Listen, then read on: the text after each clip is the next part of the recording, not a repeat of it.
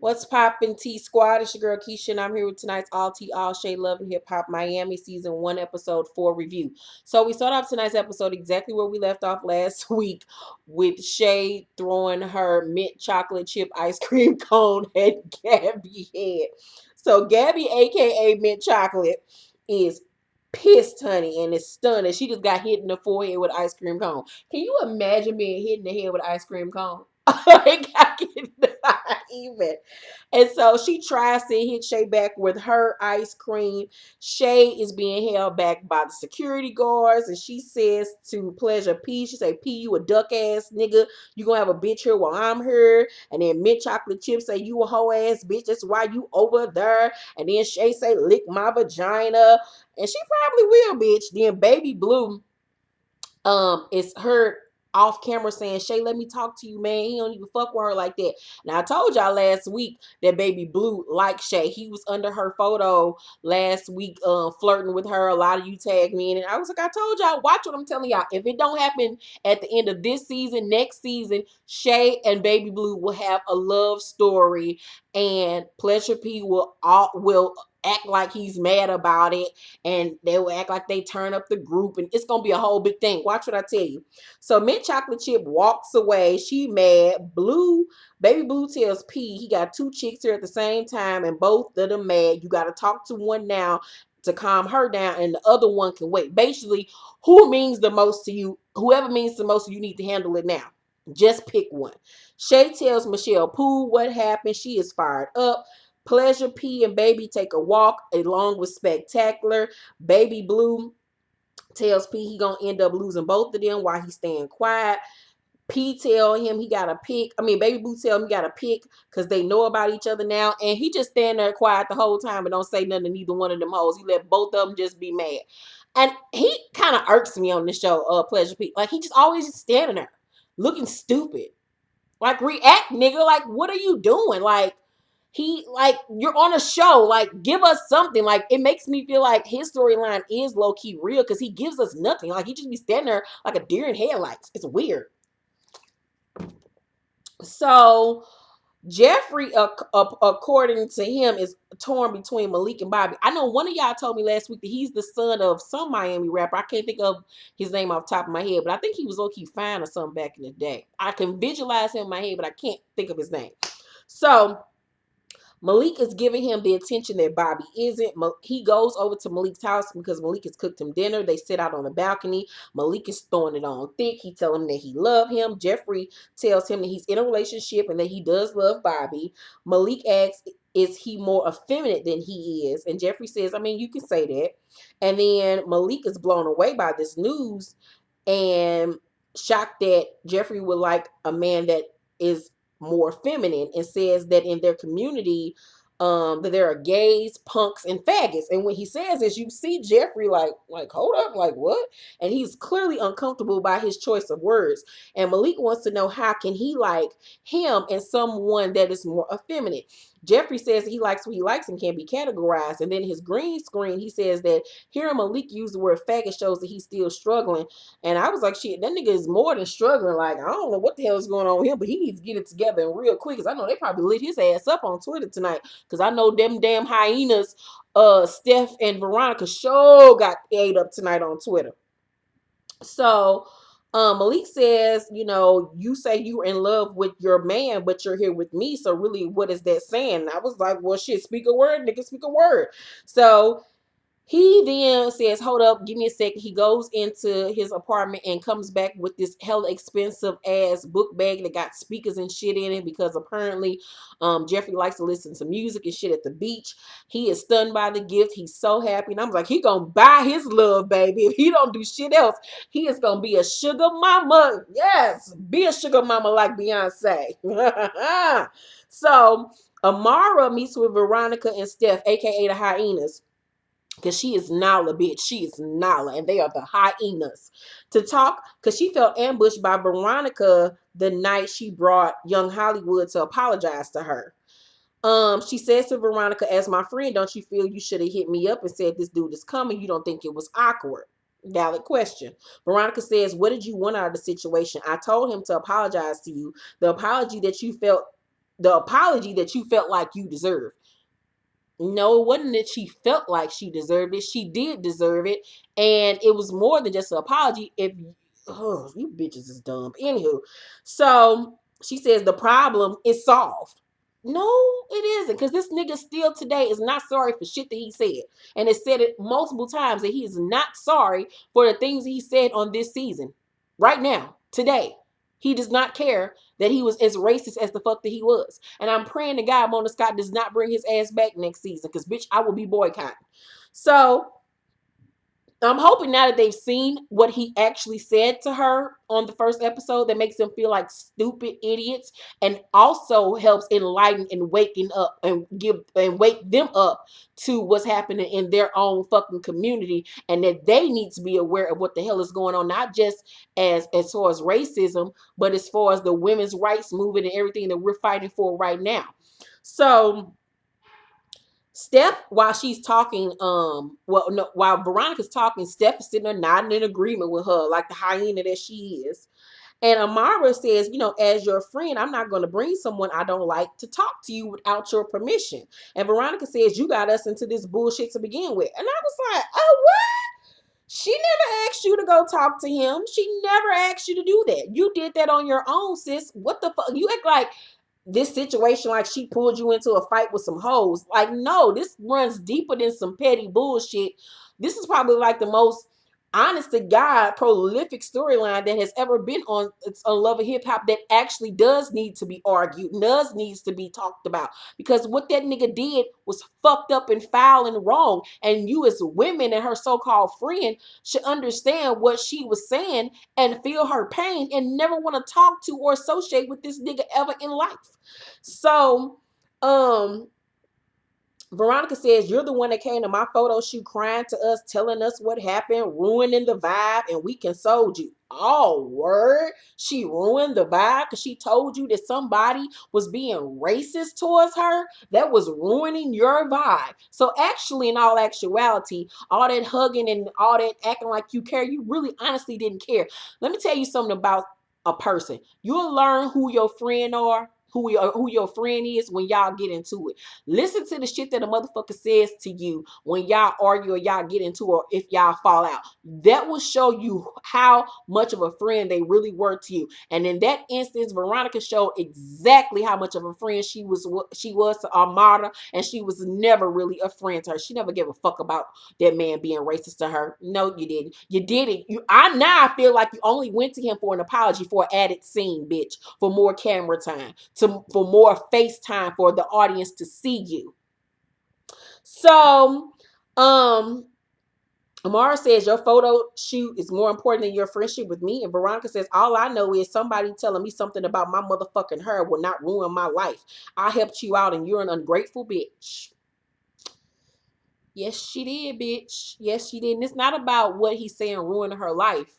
It's about the fact that it was so fucking vile and disgusting what he said to her, not only as a woman, but as an African American woman. And with your ass having Afro roots up in your high yellow ass, bitch, because it's back there in your history, bitch, you should have felt some damn way too. And then that little other bitch sitting up there with them naps on the side of that shaved ass head should have felt some way too, bitches. So Veronica jumps up in Amara's face,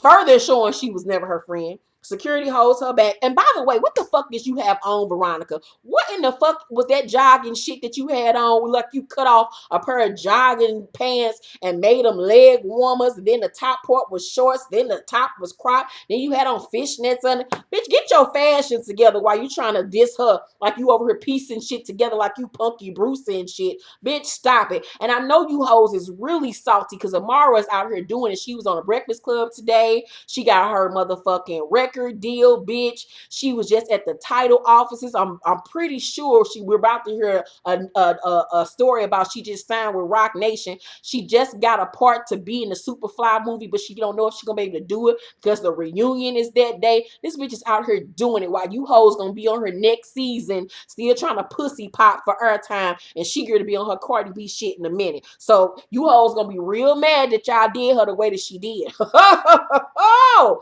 woo, look at God want to do it. So as they're arguing back and forth, Veronica say, "Did you fuck him? What the fuck does that have to do with the price of tea in China?" Amara stands up and says, "No, but you probably did because that's what you do." And Veronica's sitting there laughing in her face, and the security guards is holding them both back. And then it's finally over, and Amara just leaves. Fuck them hoes for life, Amara. So Miami Tip is at her video shooting. She hires none other than Keyara to be her leading lady. I'm sorry, but Keyara look like she stink. Ain't nothing cute about her. Nothing's cute about them heavy ass titties and that big gigantic fucking pillow top ass of hers. Like her butt just looks like it's musty and sweaty and just like she smell like fish in between her legs. I know she don't clean her ass good with all that ass when she shit. She is the type of bitch that every time she shit, she gotta take a bath. Cause ain't no way in hell no tissue gonna get all that shit from in between the crack of her ass. Girl, bye. She look like the type of bitch that probably still got her on her pussy and around her anus, which really mean her pussy stank. Ew. So Keyara feels gunplay needs payback. She invites him to the video shoot. He comes. He's confused as to what the fuck is going on. Miami Tip tells him she wants Keyara too. Everybody wants Keyara, her musty booty. Keyara says to Gunplay, "If you can get a bitch, I can get a bitch too." Anybody can get a bitch. You think that's like the $1,000,000 word.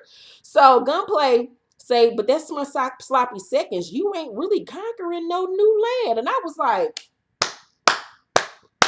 because she sounds stupid. Ew. Keyara says, "But you ain't tell me y'all used to smash." He say that he used to fuck with Miami Tip, but it all stopped once he got with her. But she trying to come at him on some other shit. Keyara said, "You ain't gonna never play me. You ain't gonna never. You ain't what she said. You ain't gonna never. You ain't never about to play me over no bitch." And I was like, "You playing yourself, mama." So Miami calls Keyara back to sit, and she leaves with her. So then Veronica invites Jojo to her spin class. And I really liked Jojo this episode. Jojo for the MVP of this episode. They talk about divorce being unheard of in the Latin community, and we learned that Veronica's parents actually divorced when she was 7, and it really fucked her up. And she said it's been hard for her to trust people ever since then, and that she did trust and open herself up to Amara, and then got called a bitch. And I was like, you called her a bitch first, sis. What are you? Nobody feels sorry for you. Nobody. You played yourself. She tells Jojo a condensed version of the story of what happened between Amara and Young Hollywood. And in the version she told Jojo, she said that Young Hollywood told her about some changes she could make to her appearance. No, bitch, it wasn't about no changes to her appearance. This wasn't about, "Oh, I think you should wear jogging pants instead of jeans." No, he basically told her, "Bitch, you're black as fuck and you need to not look as black as you look." That's more than some changes to her appearance, sis. You dumb bitches. Ugh. So Jojo, her in that version of the story says, it's just best not to get involved, but she was diplomatic in the situation. So Trick Daddy and Trina are at the club, doing a club appearance. They talk about this album that they're going to put out. And then all of a sudden, out of nowhere, Trina assistant Alvin come in on 1,000, bitch, just doing the most. From the time he stepped into frame, bitch, he was like, "I'm getting my motherfucking 5 seconds of fame." He goes in, talks, I'm happy that cokehead Bobby ain't here tonight. And Trick look at Trina and say, "Yo, cousin Bobby?" Like, yeah, Trick, I'm confused too, nigga. And he said, "You calling Bobby what?" So Alvin say, he's at $1,000,000 status. I'm like, you probably at 1,000 status. You her assistant. Well, all right, you $1,000,000 bitch then. Okay. So Trick say, "This the shit you dealing with." Trick was so confused, and everybody else was too. So Trina say, "Can we all just get along?" And then Trick lean over and say, "Hey, I got my money on your cousin Bobby." And I was like, "I got money on Bobby too. Bobby light skin ass crazy as fuck." So then we switch to Trina bringing up Joy to Trick, but he don't want to talk about her and get up to leave. Then we see Prince meeting with Gabby, who is apparently a close family friend. excuse me, Gabby says she's done with Pleasure P because he went on tour with the band without apologizing to her. Prince says he has a clothing line coming out and wants her to model for him, and she says yes. I'm getting the hiccups. Prince tells her he wants to get her fucked up that night. And then he want to take her and mess up some sheets. So he said he had brand new sheets. But where you got brand new sheets at if you live with Liz? I was very confused by that. And then he kind of said it real low, like the camera, like the microphone wasn't going to pick it up. It was very weird. But anywho, she agreed to go kick it with him that night. So then the next morning, he allegedly comes home the next morning and lays down on the bed after being out all night. Liz, his girlfriend, started going off asking where the fuck he been. And he say with Gabby, and she say, who the fuck is that? And he say a family friend, and she tell him to get the fuck out. And he say he ain't got time for this shit. He walk outside with his motorcycle helmet that she was about to throw. And as he's getting halfway down the walkway, he realized he left his key. So he tries to go back, but she's already locked the door. So then she starts throwing stuff out her window. I don't know what kind of apartments they lived in, but I was like, okay, it looked really raggedy from the outside, but on the inside, it looked pretty decent. She started throwing his clothes stuff out the window while he's threatening to break it. And then at some point he takes his shirt off. I don't really know why. Nobody wants to see that scrawny little chest of his. He's begging her for his keys. He's going off. She then keeps on throwing more of his things. The next thing you know, we see him putting clothes in a trash bag. And I was like, well, where you get a trash bag, sis? Mona, we need explanations. Did y'all hand him a trash bag? Did he go to a neighbor and get a trash bag? Did she throw a trash bag out the window to give him some assistance? Where did the trash bag come from? Because that didn't add up. Then we see her go and take the rest of his things and put it in a tub and then bleach it. But all the stuff looked like it came from the thrift store. So I don't really know if that shit was true. I don't even know if this whole part was true, but whatever. So Trick in the booth when Gunplay come by to visit. Gunplay tell him all about the shit with Miami Tip and Keyara, and then Trick tell him about Joy coming to see him, looking all good and shit. And niggas know they be trying to front like they don't be studying you when you come see them, but on the low they be like, they want to fuck shit out her fine ass. So they talk about that whole situation. Then we see Shay and Michelle Pooch meet at the spa. Liz comes and joins them. And Shay says that Pleasure P left without dealing with their situation, but she gonna get at him later.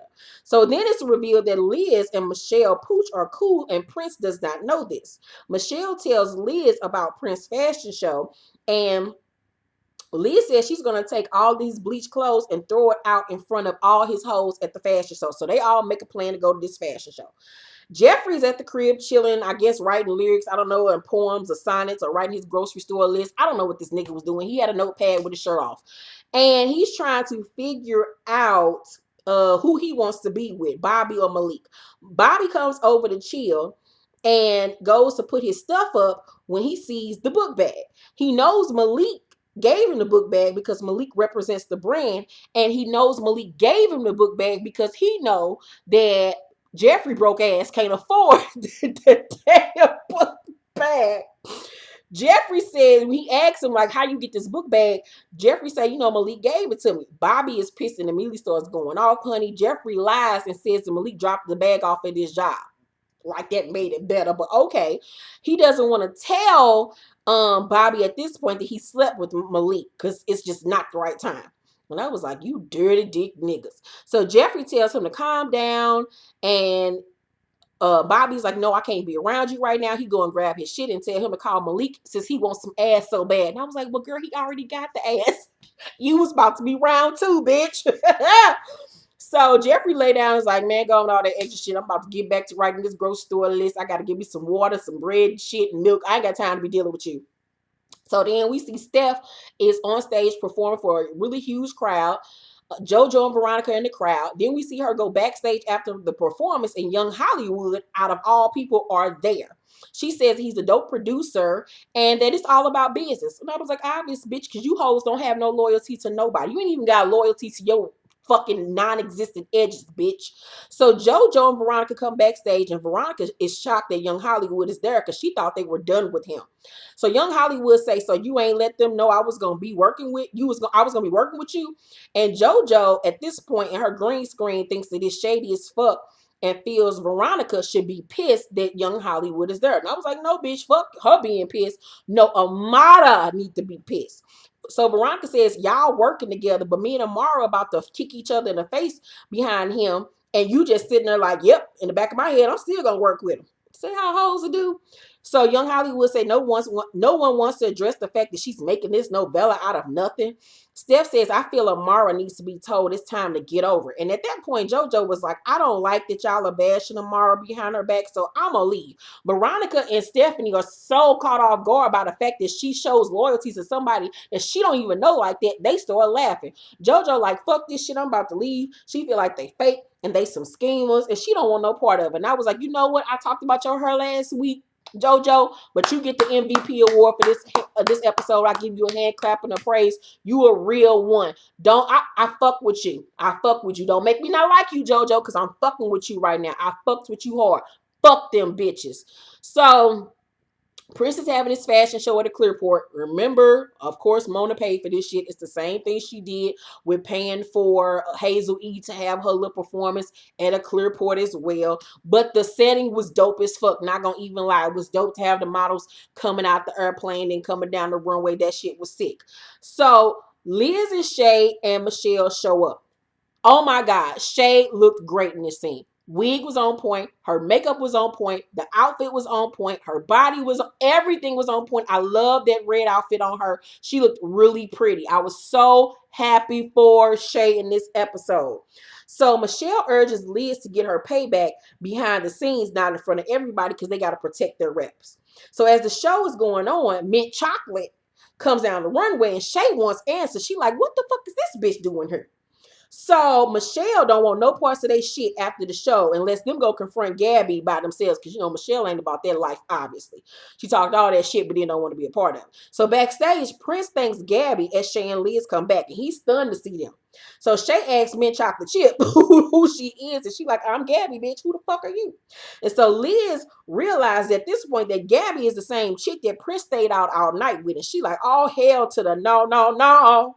So some funny looking Siamese twins looking bitches named Chinese Kitty and Runaway Nikki. Some bitches, I don't know. Them bitches was funny looking as fuck.